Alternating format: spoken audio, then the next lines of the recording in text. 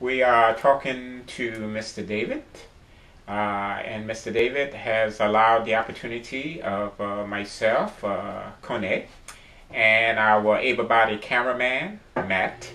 We're both from the United Saints Recovery Project, and we're talking to Mr. David today a little bit about his past, his history, both his military service, his growing-up years, his work experience, and where we are now in terms of that history is 2005. And we're going to talk a little bit about 2005 leading up to Hurricane Katrina, and we're going to ask Mr. David to share with us what happened when he heard that a big old hurricane was coming this way. Welcome back, sir. Thank you. Well, when the hurricane was on the river, I didn't pay much attention to it, but I got some kids by this lady that I caught up with. Yes. I mean, my daughter, I just lost her a couple of years ago, but she was sweet. And she called me. I said, I'm not going. Daddy, come on, please. So we went. I still have a brother that lives in Mississippi. And her people is in Arkansas, not far from my hometown.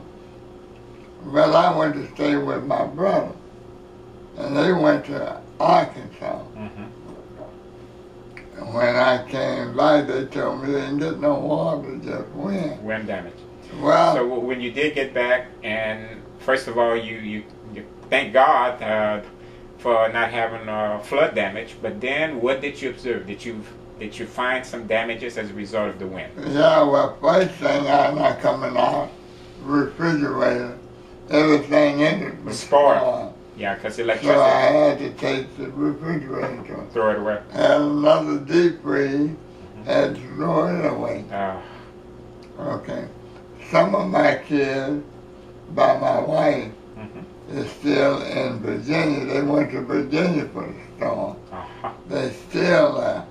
They didn't come back. They didn't come back. Well, then everything got so bad around here with the killing and stuff, I'm glad they didn't. All of them got a good education. I struggled. I didn't eat steak every day. Over my cabinet up there, you see plenty of beans. Right, but you know what? Red beans and rice from New Orleans. All kinds of beans. From New Orleans, ain't nothing like it nowhere else in the world. Is that right? So what kind of damage, exterior or internal damage did you observe? Most of back there, where I had a roof redid. Okay. And did you have it repaired or the whole roof redone? The whole roof redone. And just before the hurricane. And to make sure it didn't leak where it was tied in back in. Yes. They made it put another roof. Okay. The wind blew all that off. So the wind from Katrina, in spite of the fact you just had to put a new roof on it, it blew all of that off. All of that off. It blew it off. Found part of it back there by the fence. The vents, they blew the vents off. The vents as well, okay. So. Any other damage from Katrina? Mostly back there. Mostly the real part. And because from now it just started. Whenever it rained, it would leak. And I didn't have the money to get it. Okay, but now a lot of people may think, well, sir, did you have insurance? Didn't your insurance pay for everything? No. No. I didn't have it. I had just dropped it because I just had the stroke. Oh, so you had insurance, but because you had medical problem, you had to discontinue the insurance. Right. Oh, I see. Okay, then others might say, well, wasn't the government offering you money? What about the FEMA? What about the road? I got a little bit. I didn't get nothing from FEMA. FEMA gave me $4,000. Just 4,000. Just 4,000. Didn't getting in there. Road home gave me 30. How much? 30. 30,000. I put this new air conditioning. A new air conditioning system. System in. Yeah.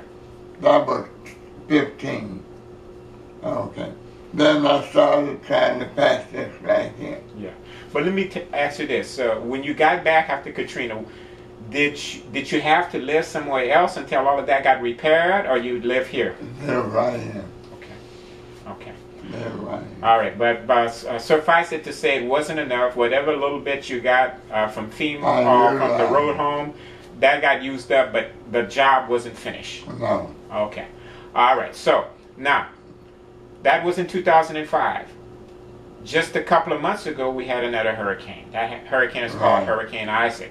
Now, you still have damages from 2005. Now, here comes another hurricane. What did you do during the Isaac? Did you decide to ride it out, to stay here? Ride it out. So you stayed. Oh, yeah. Mm-hmm. First, it started leaking over in the bedroom. Started leaking. Okay. Started leaking, and I couldn't sleep in there. Mm-hmm. Then it got worse, so I tried to take everything I could get out of it. Out of the bedroom. Out of the bedroom. Mm-hmm. And you trying to do that by yourself? No, I got some sons that live here. Okay, they came Before we had word, in they come and tried to help me to get everything. to get everything out of the bedroom. Yeah, but then I moved up in there in another bedroom. Okay. It's okay. Mm-hmm. Ain't no damage in that. Okay. But me and my son had a few words and I made him leave. Oh. Mister, I raised them. I went through hell for them.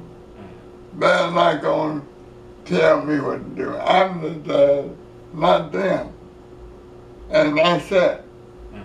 And I promise you, I will not let them misuse me. Stay away from me. You don't like me, if you don't like what I did, go on about your business. I worked and gave you education. They ain't never had a rent sign put on the door.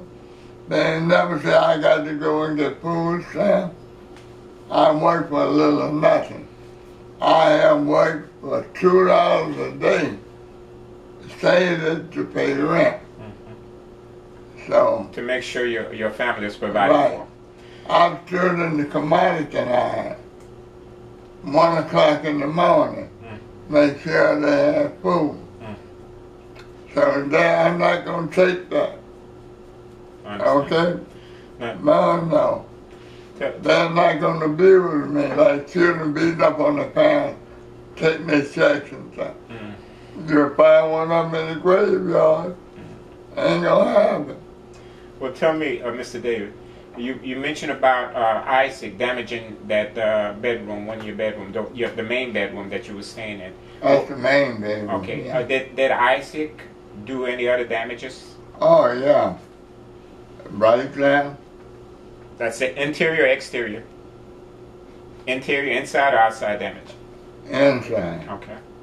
Okay, you got a place in the den that you can see. Okay. And back there, in the washing machine room. Okay. Okay. Now, So FEMA this time gave me $5,168. just $5,000 from FEMA, Yeah. for all of those damages. That's all they were giving me. I taken that part of that I was supposed to use for living expense. I put it all, every nickel they gave me together and got the roof there. Well, the guy got a couple of places, he didn't tie that in right. So it's leaking again. Okay? Yes. He got a place in the bedroom where he didn't change the sheeting. He got a piece stuck up between the rafters. Okay? So FEMA been here, they're supposed to take him before the board. Hold that thought, sir. We're going to wind it up here and then come back.